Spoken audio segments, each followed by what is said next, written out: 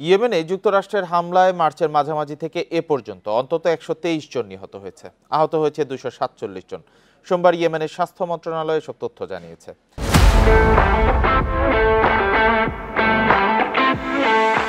এক বিবৃতিতে দেশটির স্বাস্থ্য মন্ত্রণালয় জানায়, হতাহতদের অধিকাংশই নারী ও শিশু। বিবৃতিতে আরও বলা হয়, মার্কিন বাহিনী সানার বেসামরিক নাগরিকদের লক্ষ্যবস্তু করার মাধ্যমে পরিবারগুলোকে নিশ্চিহ্ন করেছে এবং সামরিক স্থাপনা ধ্বংসের পাশাপাশি সৈন্যদের হত্যা করেছে।